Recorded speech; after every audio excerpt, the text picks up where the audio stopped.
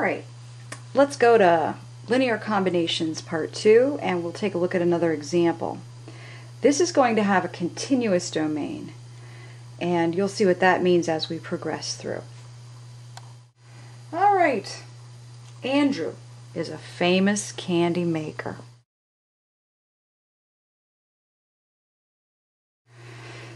Now, he is working on a special formula to come up with just the right sweetness inside of his chocolate-covered marshmallow cherry caramels.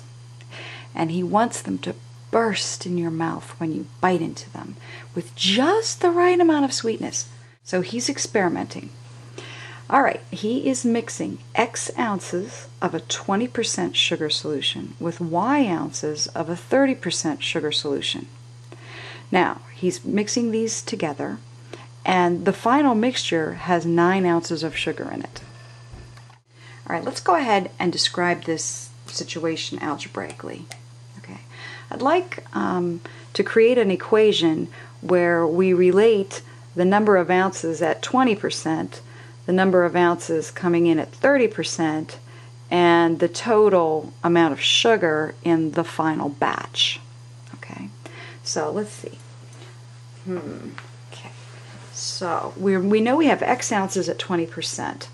So 20%, we've got X ounces at 20%, and to that is being added Y ounces at 30%. Okay, so 30% at Y, okay, Y at 30%. And when I put those two amounts together, the total mixture will have 9 pure ounces of sugar. Alrighty. Now, as hopefully you remember, you can't use the percent sign like this. We're going to have to change it to an equivalent form, and I think we'll use decimals. 20% can be written as 0.2. So 2/10 X plus 3/10 Y is going to give us just plain old 9. And there we have an equation. And it describes our mixture situation. Okay. Now, this equation is not written in slope-intercept form, although we could rearrange it and put it in slope-intercept form. But this is a new form, and it really should be pointed out to you. This is called standard form. Standard form is whenever you have the X and the Y together on the same side of the equation with numerical coefficients in front, and it's all set equal to some sort of constant.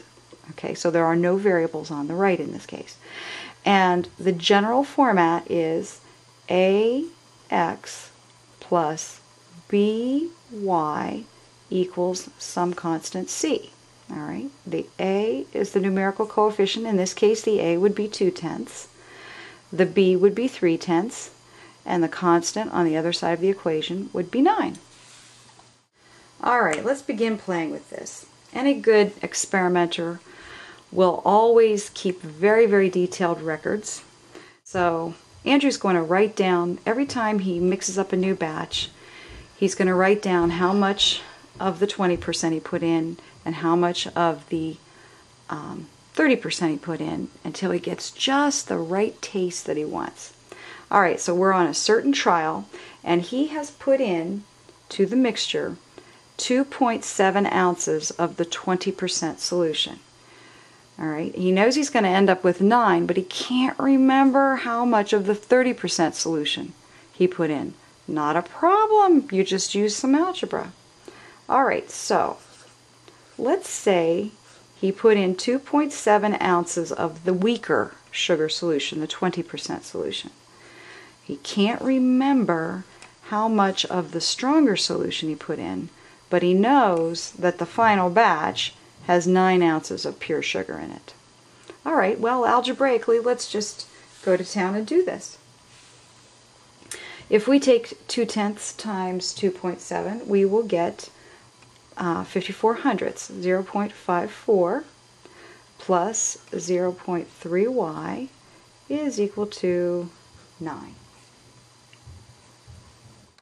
Subtracting 54 hundredths from both sides gives us 3/10 y equals 8.46. And then dividing on both sides of the equation by 3/10 gives us y equals 28.2. All right, and of course that would be ounces.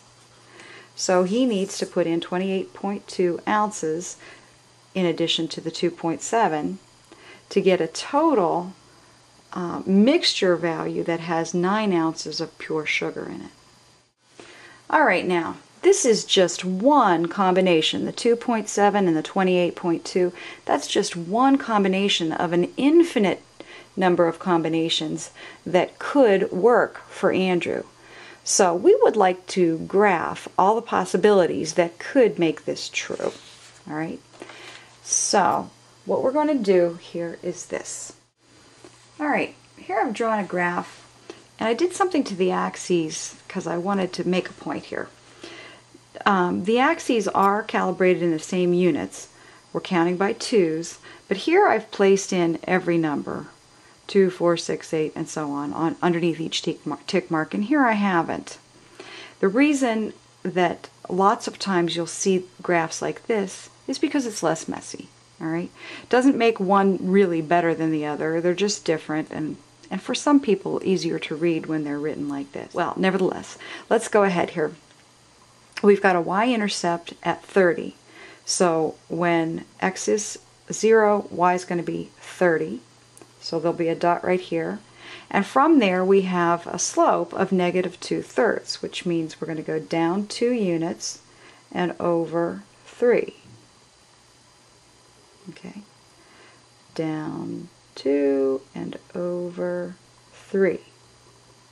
All right, now we did say that the candy mixtures can be arranged in all kinds of different ways.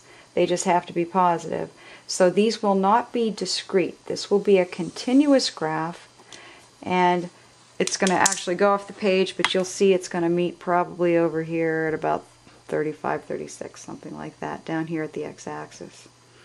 All right, so this graph gives you different possibilities of amounts of ounces that you can put in at 20% and amounts of ounces that you can put in at 30%.